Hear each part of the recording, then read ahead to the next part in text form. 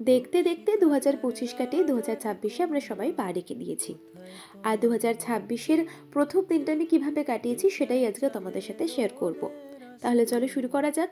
সকালে উঠে স্নান টান সেরে জামা কাপড় মেলে রেডি হয়ে বাবাকে নিয়ে ডাক্তারখানায় যাওয়ার জন্য বেরিয়ে পড়েছিলাম। রেডি হওয়ার কোনো ক্লিপস নিতে পারিনি, তার কারণ অনেকটা লেট হয়ে গেছিলাম, তাই জন্য খুব তাড়াহুড়ো করেই বেরিয়ে পড়েছিলাম। তারপর লং জার্নি করে পৌঁছালাম নিউরো সায়েন্সে। ওখানে গিয়ে সব কাজ সেরে ফেরার জন্য বাসে উঠি। পাপি বাড়ি ফেরে, কিন্তু আমি শ্যামবাজারেই নেমে যাই কারণ ওর সাথে একটু ঘোরার প্ল্যান ছিল। প্রথমে আমরা বিরিয়ানি খেয়ে পেট পুজোটা সেরে নিই, কারণ আমাদের দুজনেরই বিরিয়ানি খেতে ভীষণ ইচ্ছা করছিল। তারপর আমরা খাওয়া দাওয়া করে হাঁটা লাগে কুমোরটুলি ঘাটের দিকে। একটা দোকানে গিয়ে বসে আমি মাজা খাচ্ছিলাম, আরও স্প্রাইট খাচ্ছিল। তখনই এই মহারানী এসে হাজির হন, যিনি বিস্কুট খাবেন। তারপরে অগত্যা ওনাকে বিস্কুট খাইয়ে আমরা গেলাম ঘাটে।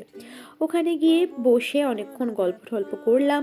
তার মাঝখানে আমরা আবার ঘটি গরমও খেয়েছি। তারপরে সবশেষে যখন উঠে বেরিয়ে যাব, তখন ইনি আসেন আমার কাছে আদর খাওয়ার জন্য। অগত্যা ওনাকেও 5 মিনিট আদর করে আমরা বেরিয়ে পড়ি। তারপর ফেরার সময় আমরা বাগবাজারে দেখি যে ট্রেড ফেয়ার হচ্ছে, তো ট্রেড ফেয়ারে গিয়ে হরিণ কাটা স্টল থেকে আমরা একটা ফিশ ফ্রাই নিয়েছিলাম আর একটা চিকেন সসেজ নিয়েছিলাম। আর ও খেয়েছিল হচ্ছে বেকড দই। তারপর ফেরার সময় আমরা 2 কাপ চা, এটা তো মাস্ট লাগবেই, বাঙালি মানেই চা। যাই হোক, আমরা মাঝখানে মোমো, তারপর ফিশ অ্যান্ড চিপস অনেক কিছুই খেয়েছিলাম, বাট সেগুলোর ক্লিপসটাতে আমি ভুলে গেছি। আমার দিনটা তো আমি এভাবেই কাটিয়েছি। তোমরা কেমন কাটিয়েছো আমাকে কিন্তু জানিও। আজকের মতো টাটা।